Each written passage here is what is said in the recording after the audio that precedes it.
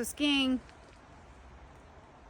walking on glaciers, one thing I've learned is like, you shouldn't have to make bold moves unless you do. So like if I'm setting a skin track, the whole point is to set it in a way that's energy efficient and followable.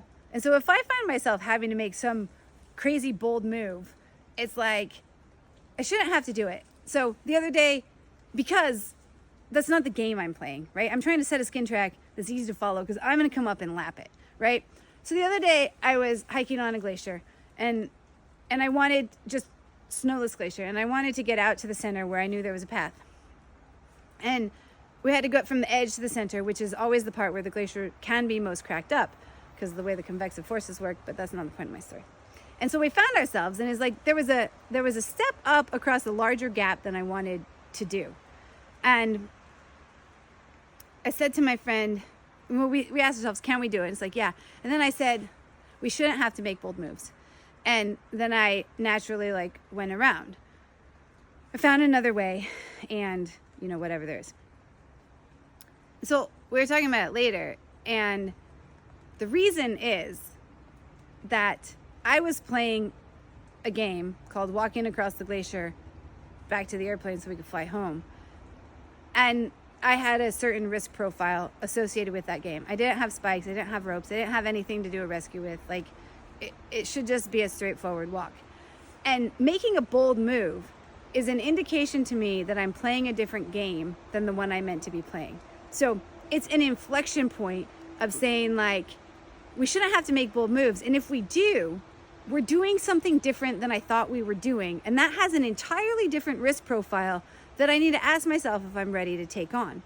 So the same thing applies, in business or in the workplace. It's like you do something and you notice like you're afraid of it or it feels bold, just like it felt bold to like step up across this crevasse, and like I could do it, but it was a bold move. And so what that feeling is of like, I feel this like resistance is this, it's just saying this is playing a different game. This isn't playing the game I'm playing right now. And it's that inflection point to ask yourself, like in the case of the glacier, do I need to play this game? Like our goal is to walk back to the airplane.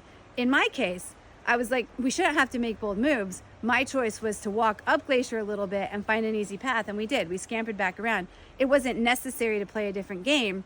And I would say that in most cases, we don't want to take on more risk unless there wasn't another way around, and making that one bold move saved us 3 hours of going around. Okay, maybe I'm going to play that different game, but I'm going to manage that risk differently. So same thing in the workplace. We go to make a bold move. The first question is it necessary, or is there a way to walk around it and keep our risk profile where it is? Or if we are going to make this bold move, name that we're playing a different game, resource ourselves, risk manage ourselves appropriately for that game. And I have no opinions on whether or not we should make bold moves, but like it's an indication that we're playing a different game. So in the game I was playing, we shouldn't have to make bold moves. That told me, your game just changed. And we didn't have to make bold moves. And we scampered back to the airplane, and that was that.